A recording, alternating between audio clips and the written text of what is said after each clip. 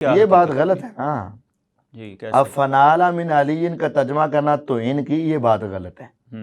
اصل بات یہ ہے کہ جب اختلاف ہوتا ہے نا تو اختلاف ہوتا ہی اس وجہ سے ہے جب ایک گروہ اپنے آپ کو حق پر سمجھتا ہے اور دوسرے کو غلطی پہ، اور دوسرا اپنے آپ کو حق پر اور دوسرے کو غلطی پہ.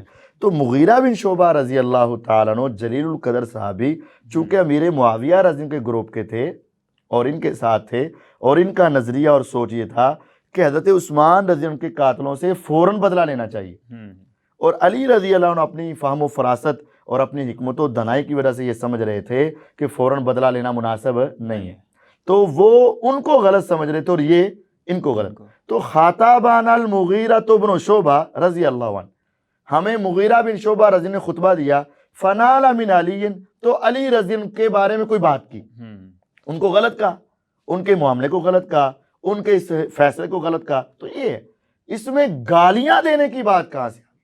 فنالا کا معنی گالی دینا تو نہیں ہوتا نا، کسی کو پکڑنا یعنی کسی کے بارے میں بات کرنا، کسی کے بارے میں بحث کرنا.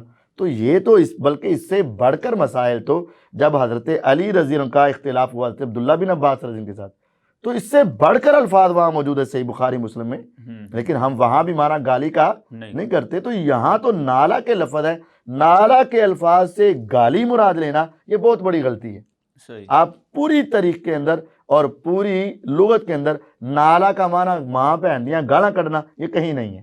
نہیں تو توہین میں تو آئے گا نہیں، توہین میں نہیں. نالا من علی، علی رضی اللہ عنہ کو لفظی معنی پکڑا یعنی علی رضی اللہ عنہ کے بارے میں بات کی اور ان کی وہ غلطی بیان کی جس کو وہ اپنے لحاظ سے غلطی سمجھ رہے تھے.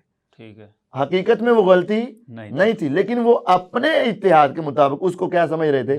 تو یہ اپنا اب اختلاف ہوتا ہے تو اتنا حق تو دے نا ذرا کہ وہ اپنا موقف بیان کرے اور اس موقف کو صحیح کرے، اور دوسرے کے موقف کو غلط کہے گا تو اختلاف ہوگا نا.